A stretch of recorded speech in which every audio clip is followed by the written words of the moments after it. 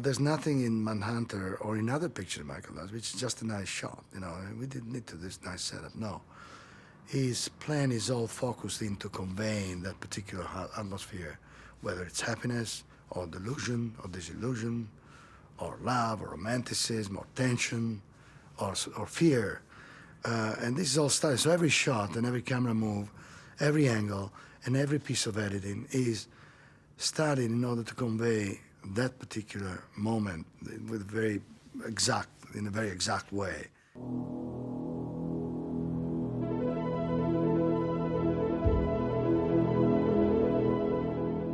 I just started a career as a freelance in Italy, and Dino De Laurentiis was looking for talent from Europe. He offered me, what if I have a very interesting young director, American director, very hot, who's coming up. He makes big movies, good films, very interesting. Would you like to team up with him? And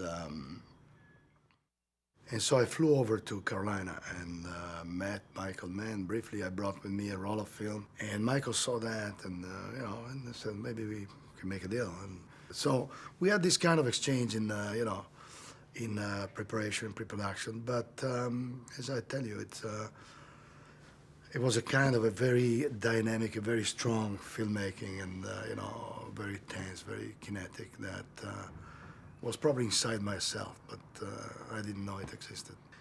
Michael explained to me what he liked about the use of the color green in some situation that sometimes we mix with some purple and magenta. And I introduced to the picture the idea of the romantic blue, the deep romantic blue that we use for the romantic part of the story between Peterson and his wife. And I deeply gelled these windows with Andy's deep blue to make it out of this glass windows a deep night effect. And we had these backdrops with the sunlight reflecting in the water, which looked like old images in black and white from a ship or from a boat with this moonlight shining in the water.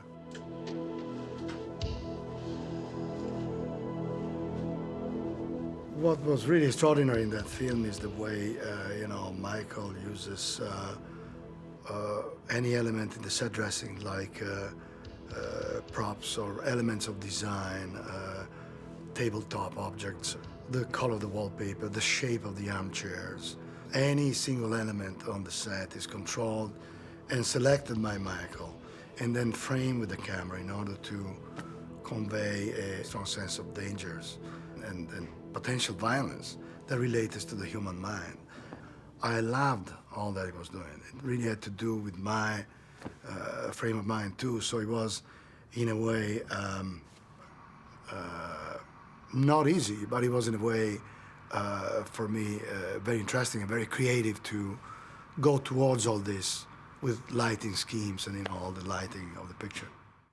Didn't you really feel so bad because killing him felt so good, and why shouldn't it feel good? Well, I think the idea of having this very dangerous criminal, in this very aseptic, white, symmetric environment made the character more powerful, more strong. It was also interesting to see and go in this filming of this production and to find out what Michael's discipline was, but also how critical his framing was in lining up the position of the bars, whether this was on the shot in one direction or coming around on Dr. Lecter in the shot in the other direction. The position of the symmetric elements, vertical, horizontals, which were the bars that had to do exactly in the same place to create what is very masterful in Michael, this kind of flow and scientific way of cutting movies that have a softness but a very hard edge at the same time. And all the camera moves, the camera position, these angles are strictly related to the emotional situation in the story at that particular moment. So Dr. Lecter is in a white cell, and at some point the detective, who has had some mental problems in his past after his first encounter with Dr. Lecter, looks around in the cell and he sees, some of Dr. Lecter's objects, some of his stuff, the pencils and the sink and his books, and there's some purple violet there, so this very straight, long lens shot across these elements, very symmetric, very simple. and you have these weird colors, all of a sudden that represents Peterson's sickness, his fear, of going into something dramatic again.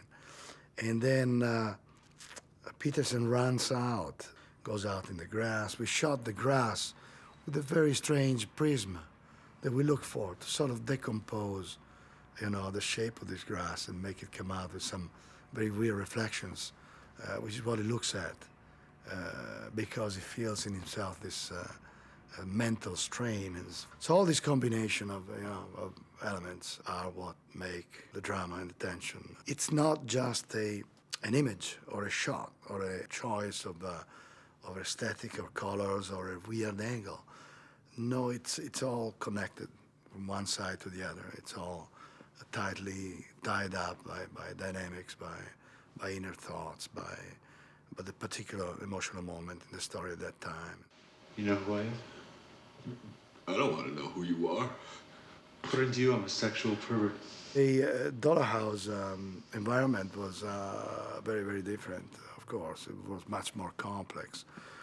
Melbourne, the production designer, built a house on the edge of a river, which gave us extraordinary opportunities in terms of lighting, because we could shoot there at dawn, we could shoot there in the evening, at sunset, we could shoot there in the night. We had some amazing color schemes coming out of there, some purple dawns, and stuff like that at the time of the shootout.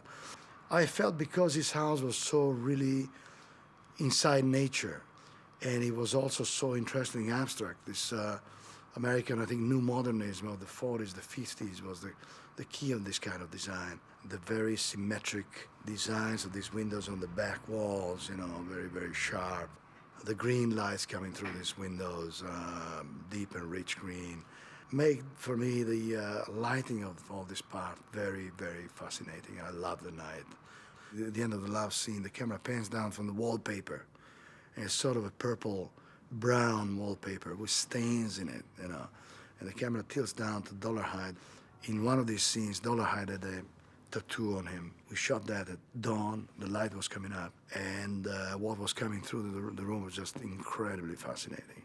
The blue-purple light of the morning.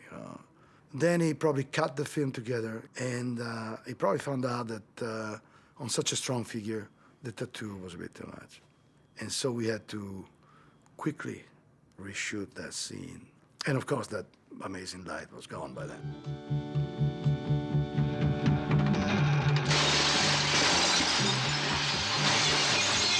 One of the last 2 days in production, and for some reason, there were very few of us on the set, a very tight, hardcore group. And we worked through all these 24 hours to make this possible.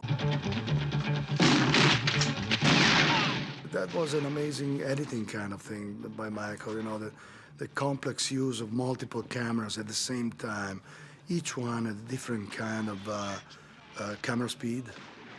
Frame rates were different. One was shooting at 24, one at 36, one at 72, one at 90.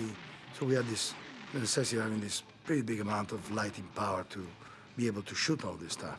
So that created all this, kind of off-tempo and staccato kind of editing that is so strong and interesting. To know, for me, it was my first experience in American film, and I have to say I was so lucky to do that first experience with such a auteur like Michael Mann, with whom, of course, I did other films. It was very, very tough physically and mentally, because we had to work very long hours to be able to achieve whatever Michael wanted within the budget that the De Laurentiis studio had. And but at the end, when I saw the cut film, and coming from the Italian film industry, where you got some technicolors there too, but now all of a sudden I see what I shot, what I played with for months. It's there on a huge screen this big, with fantastic sound effect. It was a major discovery. It's like the opening of a sort of a paradise.